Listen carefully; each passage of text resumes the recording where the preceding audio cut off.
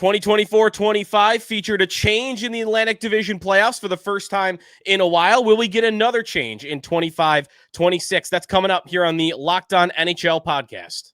This is the Locked On Podcast Network's 2025 NHL season preview.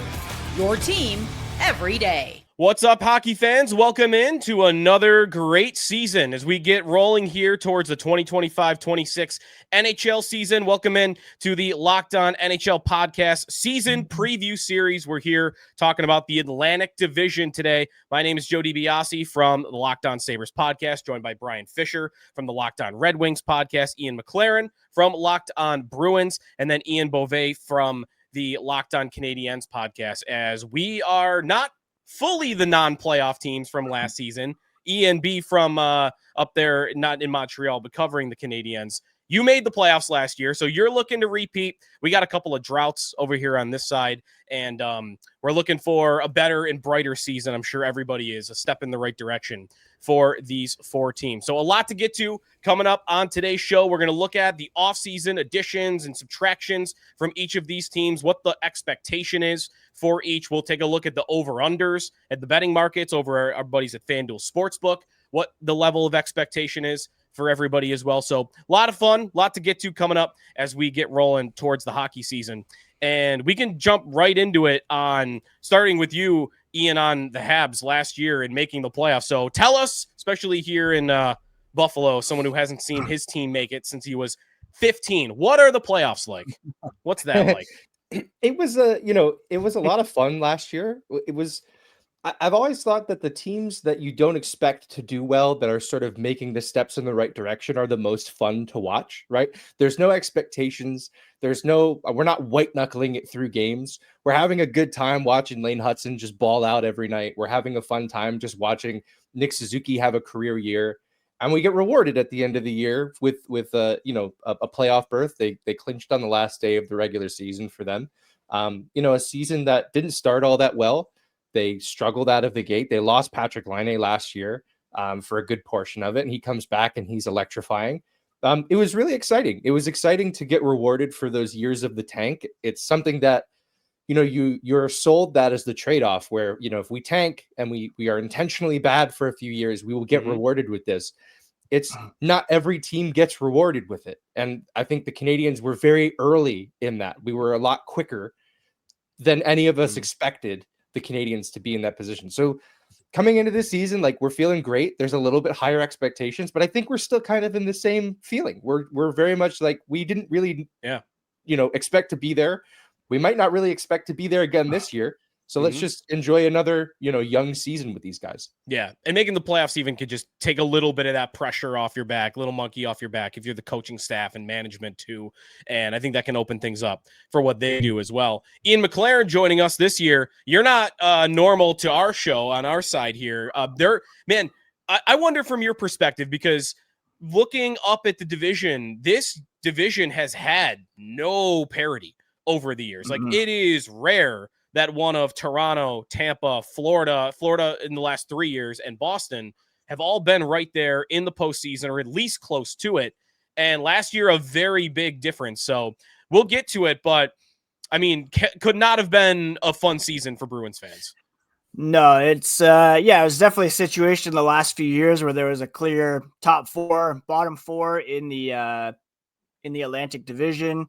For the Bruins, there's no one thing that went wrong for them last year. There was just so many ingredients in the soup that ended up being, pretty rank and inedible at the end of the season. And, it started with Jeremy Swayman's prolonged contract stalemate and how public that was in training camp. He missed all of the exhibition season, wasn't even back for the season opener.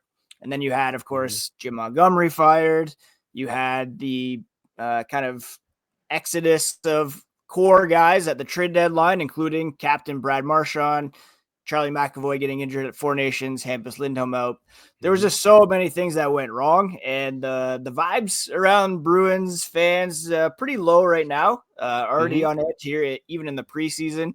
And really hoping for, not everything to go right or to kind of turn around overnight, but at least some more things to go in their favor. I know to many hockey fans that would seem ridiculous for Bruins fans to kind of be looking for things to go in their favor after such a long string of success. But there is some optimism under new head coach Marco Sturm. Not as much optimism when it comes to roster composition, but when it comes to coaching staff and the vision, it seems to be somewhat on track, at least heading into this season.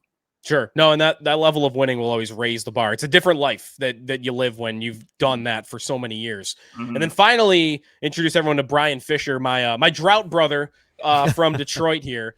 Sabres with the longest drought in NHL history, the Red Wings with the fourth longest drought in NHL history. So we have definitely felt the short end of the stick on that parity in the division. Detroit's come a little closer than Buffalo has in the last couple of years. So I don't know where you are after last season going into this year. But man, it would be fun to just do some shows and some previews of playoff series at some point. That'd be fun, hopefully. Yeah, I've been doing this since 2022, I believe. Was Raymond Insider's rookie year, so I have not covered a playoff game yet.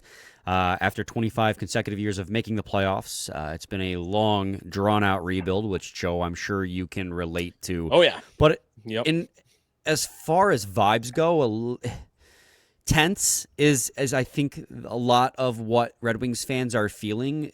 We've had Yzerman as the general manager since 2019, so this would be year 7, I think, by the end of the season.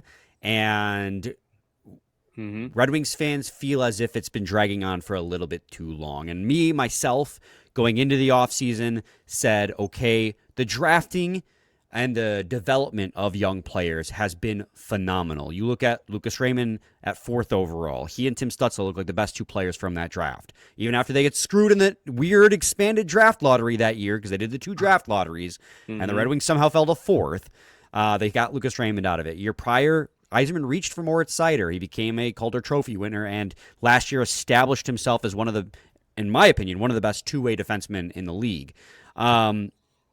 The development's been great. Lots of young prospects in the pipeline. The issue then becomes the pro scouting has been abysmal. The contracts that they have signed in free agency have been rough.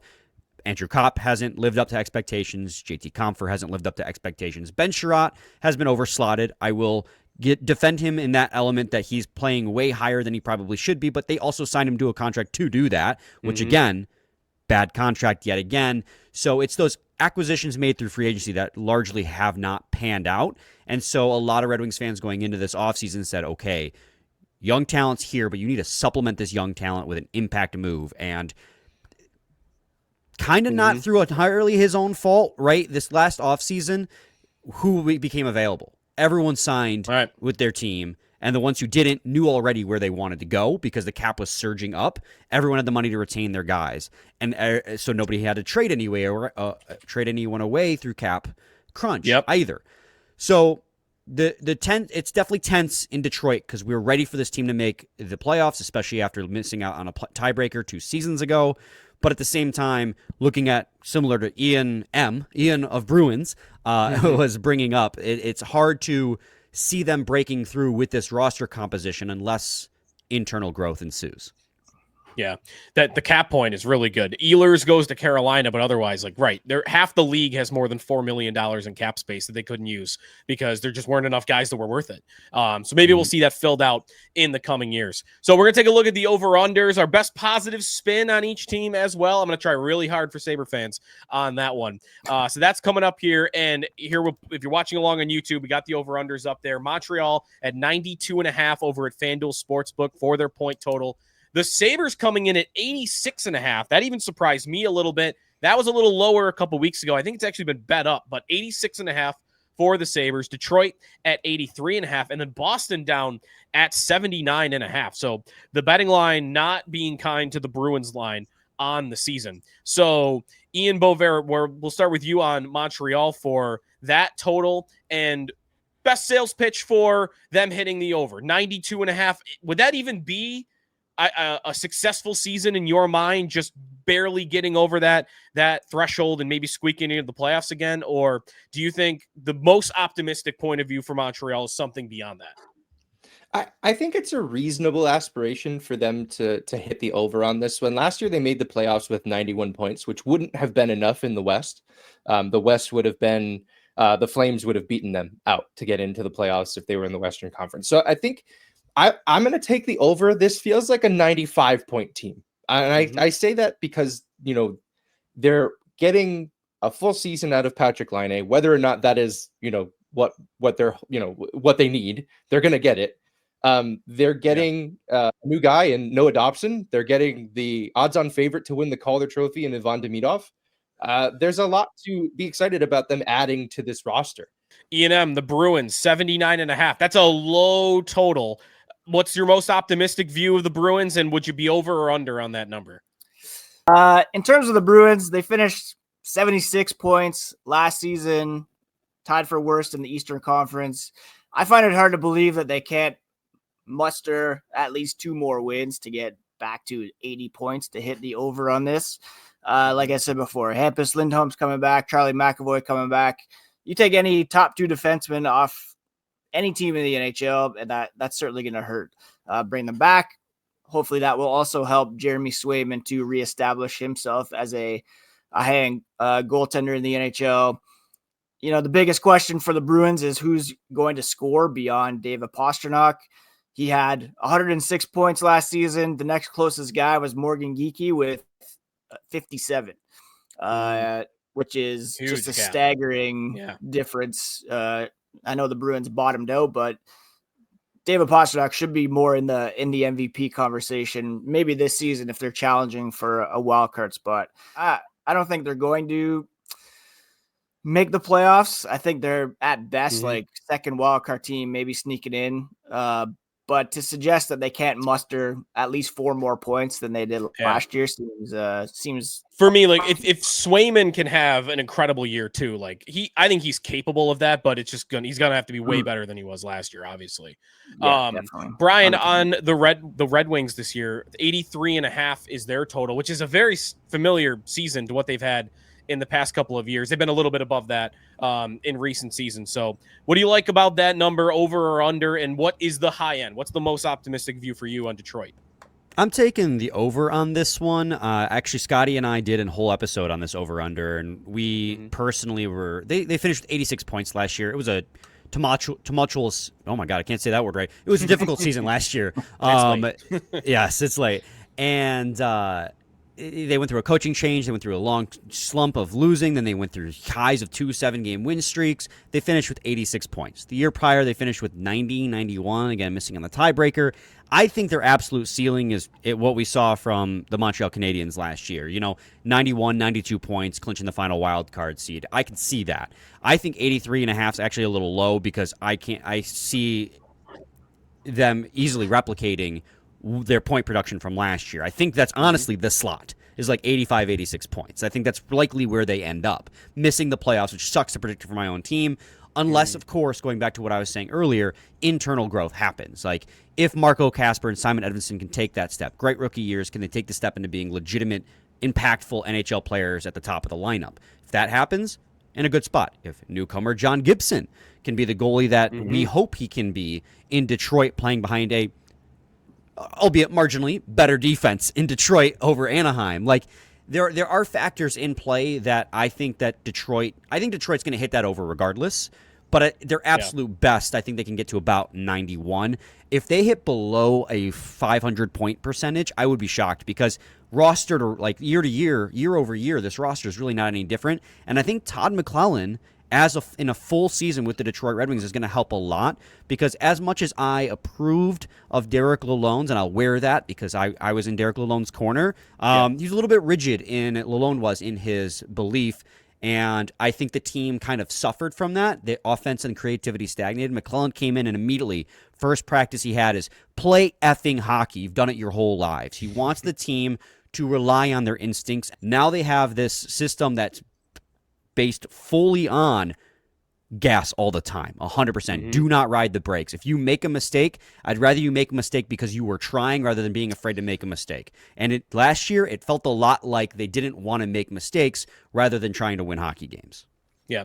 That sounds a lot like what the Sabres were a couple years ago when they missed the playoffs by 1 point and they abandoned that strategy and they haven't been as good since. Joe, I've criticized them a lot for it.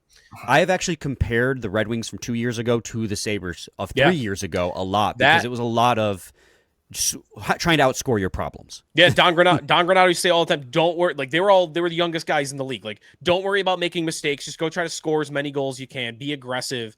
That team just didn't have a goalie, right? Like if you're going to play that way, you got to get a few saves, and they just got none, and they still almost made it. Detroit hasn't had a goalie since Jimmy Howard. So well, it's funny. You can yell at me if you need to, because my reason for optimism on the Buffalo Sabres is taking the goalie that would go under your umbrella of they haven't had a goalie in a while. The Sabres had Alex Lyon in the offseason, and I don't know that I'm expecting Alex Lyon to come in and be some Vezina candidate as the reason why I think the Sabres could reach their ceiling, which I'm with you guys. Like it's around like low 90s points, maybe a little lower than what I would think Montreal's best season is. It's got to come with goaltending, though.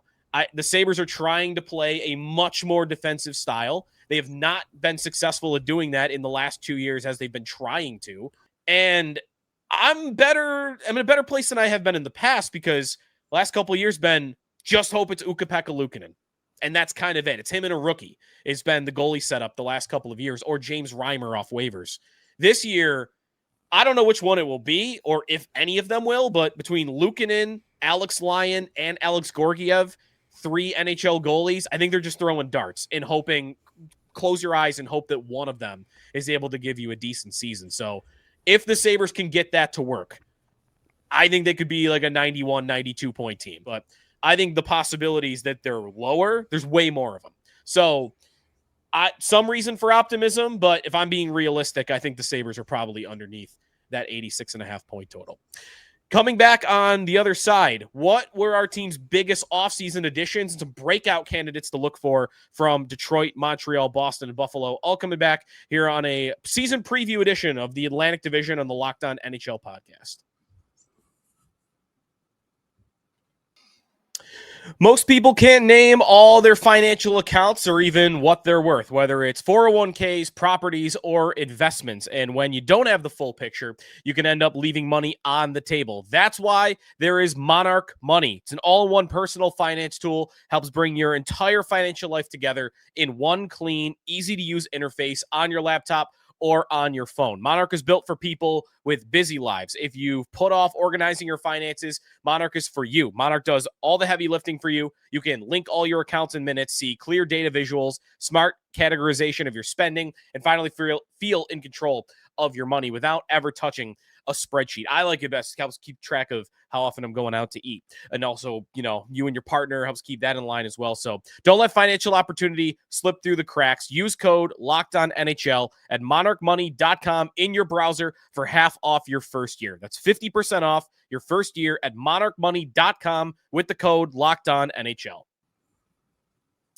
Welcome back. Joe DiBiase, Brian Fisher, Ian McLaren, and Ian Boisvert from Locked On Canadiens, Bruins, Red Wings, and Sabres, all getting ready for the 2025-26 season. And it was a long off season, longer for some than others. It was a weird off season. More cap space for all these teams, but not a lot of top players that were available to fill that up. So, Ian, we'll start with you on Montreal. What type of offseason was it for the Canadiens, and what would you call their biggest offseason addition?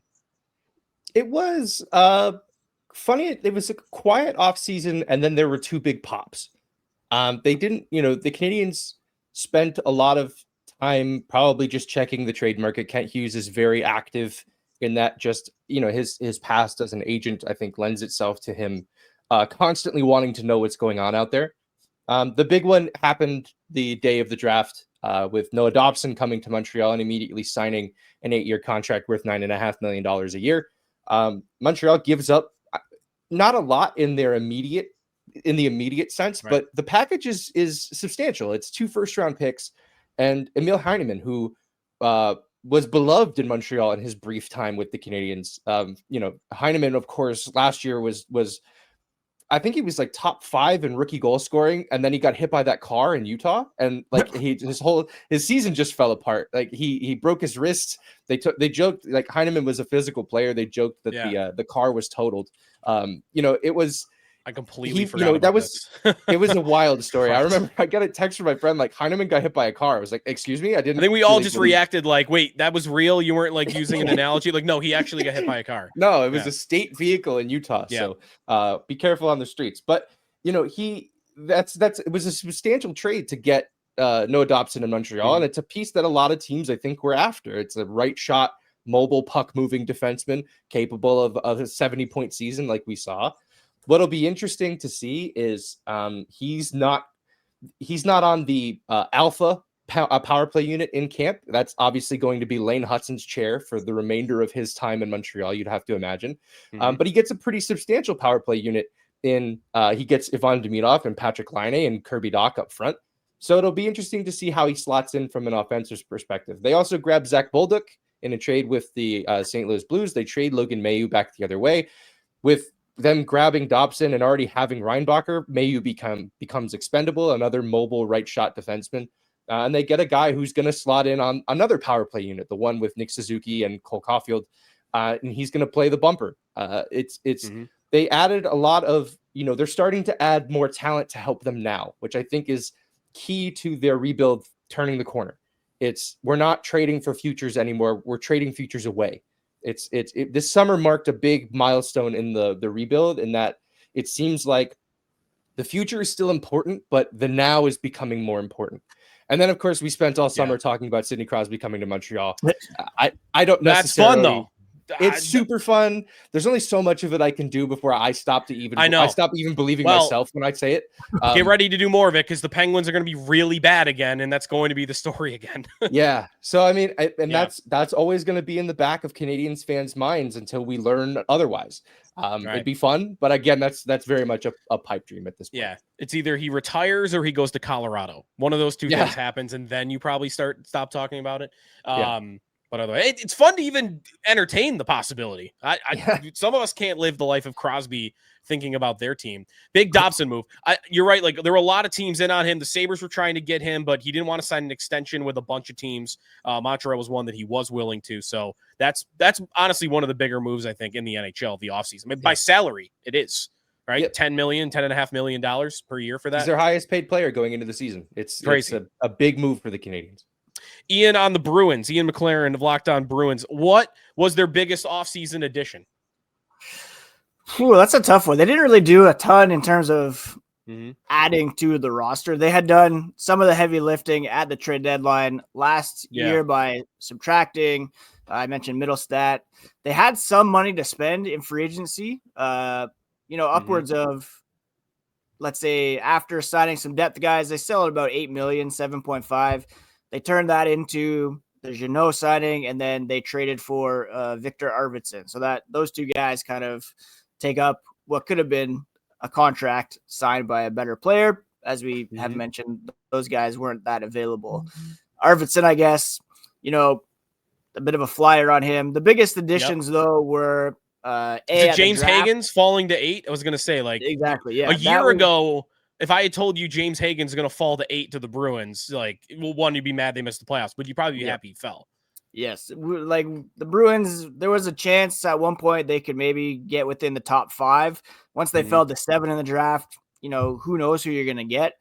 Hagens was at one point the number 1 prospect from that draft. And to get him, that was a huge get for the Bruins in the draft. And then for you, Brian, so the Red Wings offseason. You mentioned the John Gibson trade earlier. I was a little jealous of that move. Only a second-round pick to get Gibson. I mean, he's got potential, even though it's maybe been a while since he had his best seasons in Anaheim. But is that the biggest move you think that Detroit had? Yeah, without a doubt. It was just to go through the full trade, since you did mention it there. It was Peter Mrazek, who they picked up at the trade deadline. The only move they made at the deadline was acquiring Peter Mrazek, and Craig Smith from Chicago, who had, 2 points. They traded away a second and a 4th round pick for John Gibson. So essentially a second round pick, right? Because fourth round picks can become something, but oftentimes they don't. Peter Mrazek, 4% of the time. It's like very low. And you upgraded at goaltending, right? Yep. So John Gibson, without a doubt, is the biggest acquisition that the Detroit Red Wings made this offseason. I alluded to it earlier that they haven't had stability in net for years since Howard's retired. It's been we had Thomas Greiss, we had Nedeljkovic, we've had Ville Reimer Husso, for a second, right? James Reimer, who then went to Buffalo. We had Alex Lyon, who then went to Buffalo. Cam Talbot. And, there's a common theme amongst every single one of these goalies, especially the most recent ones, in Nedeljkovic, Husso, and Talbot, in that, and even Lyon. When we start playing them, they play out of their effing mind. They play incredible. And then, because the Red Wings have no other goalie, and because they have no defense, we wear them into the ground. The Red Wings wear them into the ground, and by the end of the season, they're not performing the way they did at the start of the year.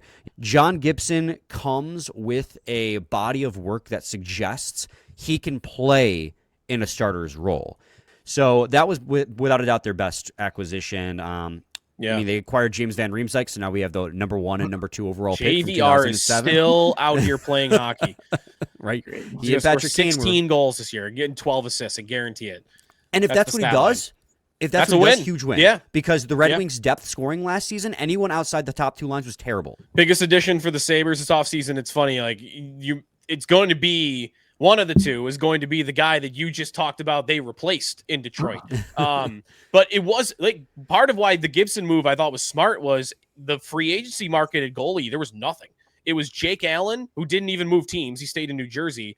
And then it was Alex Lyon. Those were the top 2 names. So you can say the Sabres got the number 1 free agent goalie that changed teams, but it's not like you're expecting, again, super high results, but it's something. It's better than what they had from before. It's a dart throw. So I think the Lions signing is one of them. And then Michael Kesselring from Utah. It took too much to get him, but last year is a little lesson here of, sometimes if you overpay on a deal, but if it's the thing you need, it can end up looking okay. That's what happened last year. The Sabres way overpaid to get Ryan McLeod because they needed a third line center. Top 10 pick they gave up. I still would tell you in value, that wasn't a smart deal. But on the immediate, they got a third line center who scored 20 goals for them, which was a massive upgrade. So, and he's only 25. It's not like he's 30. So, yeah, they overpaid for Michael Kesselring to come play defense for them, 6'5". They've been dying for a partner for Owen Power on the second pairing, and they just have not been able to find anyone to really help him take a big step forward. So I think Kesselring is the idea for that. I'm optimistic that can work. Not telling you he's worth JJ Peterka, but I do think he's a big piece of what they needed. So, and then very quickly around the room, one name very quickly on your breakout candidate for the season. Brian, you're going with Marco Kasper in Detroit? Yeah, let's go Marco Kasper. All right, I'm going Zach Benson in Buffalo. I think that's a pretty easy one for me. Ian on Montreal, who would you say is their breakout candidate this year? It's tough to not go with Ivan Demidov, right? He's probably the odds-on favorite to win the Calder. Name to watch this year, although I don't know. I needed to alert anybody to that fact. He probably is the betting favorite to win the Calder. I'll look at that. And then Ian on Boston, who's their breakout candidate?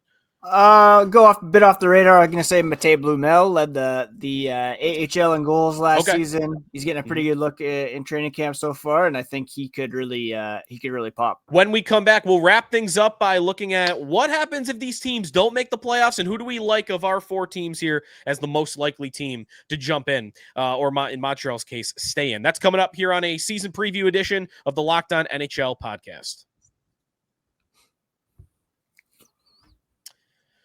Back here talking some 25-26 NHL season, Atlantic Division. Hockey is almost back. You can hear the pucks hitting the boards. You can hear the skates, cutting across the ice. We're almost there. Atlantic Division, and these 4 teams all looking to take steps forward and, in some of our cases, make the playoffs for the first time in a long time.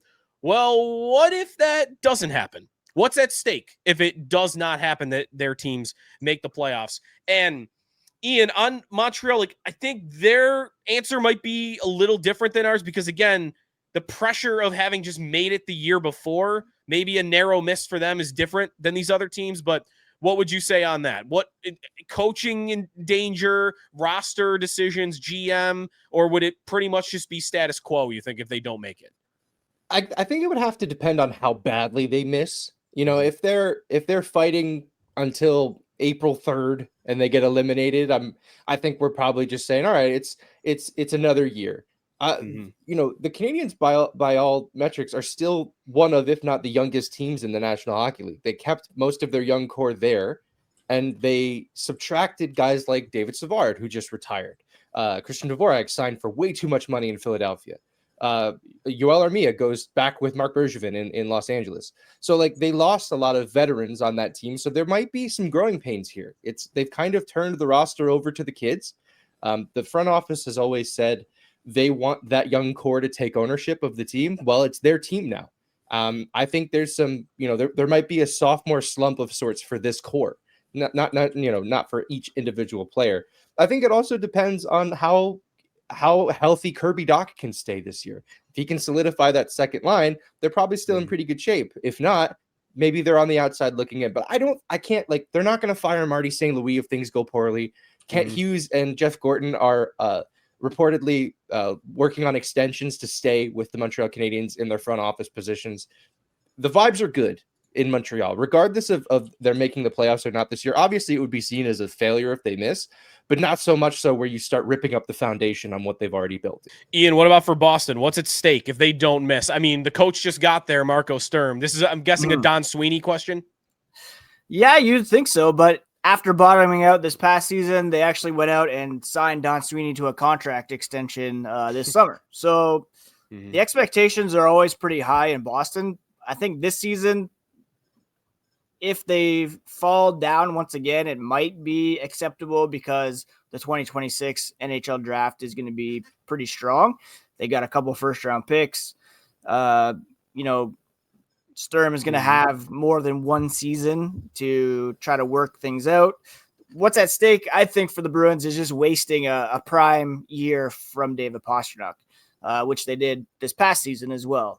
And that would be a real shame. He is one of the elite players in the NHL, and I don't think the NHL nor the Bruins really have done enough to kind of make him the face. I would have made him captain already if it was up to me, and just kind of wasting one of his prime years and kind of risking having him kind of question whether he fits into the long-term plans. He's approaching 30. It's kind of going to be thinking I want to add a cup to my resume here. Is this actually going to be the best place to do it? Yeah, one of the best players in the world.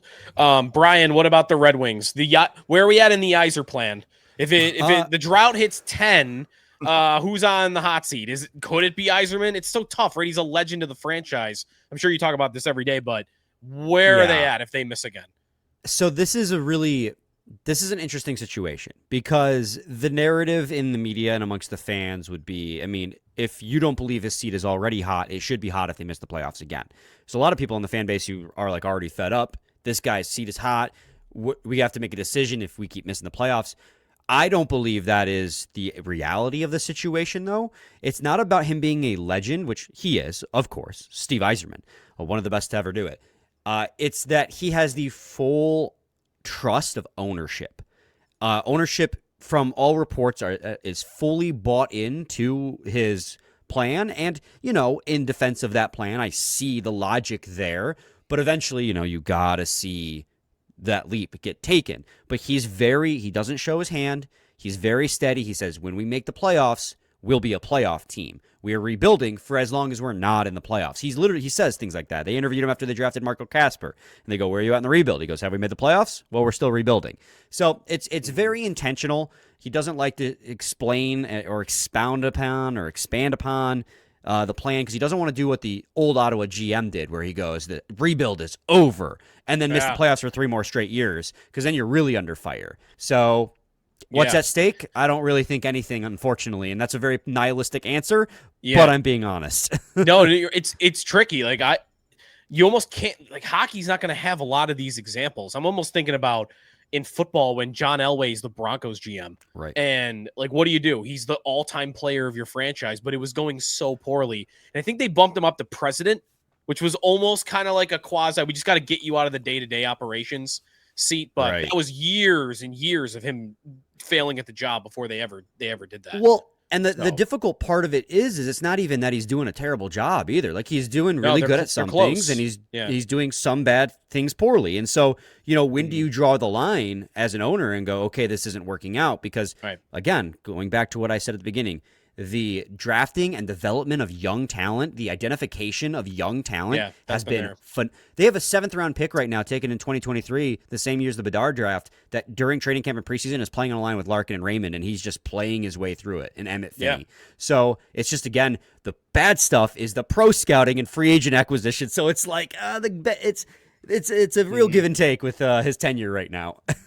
And then finally on the Sabres here, what's at stake? I mean, I kind of think everything is at stake this year. I think this is quietly an enormous season for the Sabres.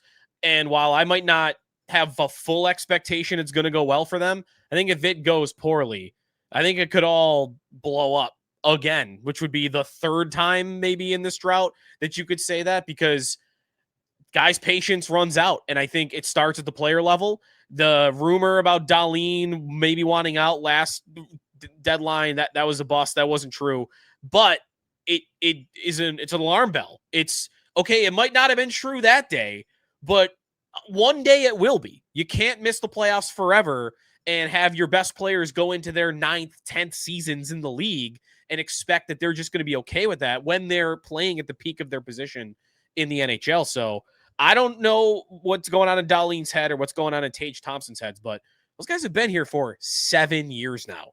And there's only so much of this that I think you can take. If you're a highly competitive person, I would question a player's competitiveness if they were willing to just do this for the rest of their career. So eventually that patience runs out. That's at the player level. And at the GM level, I mean, in my opinion, it should already be over. I mean, GMs don't get a 6th season when they've never made the playoffs. That rarely happens. Like, I think Pierre Dorian is actually the only other example of it with the Ottawa Senators recently. So, but part of it is kind of what Brian said. Like, it's up to the owner, and the owner loves Kevin Adams, and he's been a Pagula guy for long before he was even a GM. So I could sit here and yell until I'm blue in the face that they should move on from the GM, but it's the owner's call, and the owner loves him. So if only you had palm trees, honestly. Man, that's the other thing. He steps in it a lot in press conferences.